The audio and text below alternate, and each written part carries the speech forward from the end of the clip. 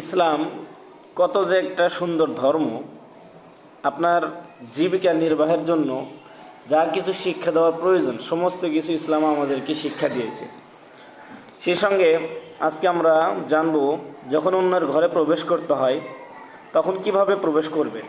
সূরা নূরের ২৭ নম্বর আয়াতে আল্লাহ তাআলা বলেন, ইয়া আইয়ুহাল্লাযীনা আমানু লা তাদখুলুল বুয়ুতান গায়রা বুয়ুতিকুম হাত্তা তাস্তানিসু। হে ঈমানদারগণ, যখন তোমরা অন্য কাহার ঘরে প্রবেশ করবে তখন তাহার থেকে অনুমতি নিবে। ওয়াতুসাল্লিমু আলা আহলিহা, এবং ওই ঘরে যারা থাকে তাদেরকে তোমরা সালাম দিবে।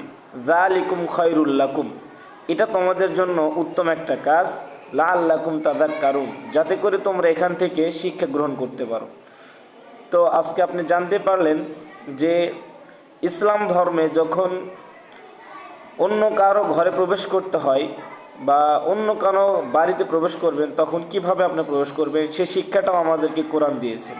অতএব কোরআন পৃথিবীর শুরু লগ্ন থেকে শেষ পর্যন্ত যা কিছু মানুষের প্রয়োজন সমস্ত কিছু এই কোরআনের ভিতরে আছে, শুধু আপনার একটু বুঝতে হবে।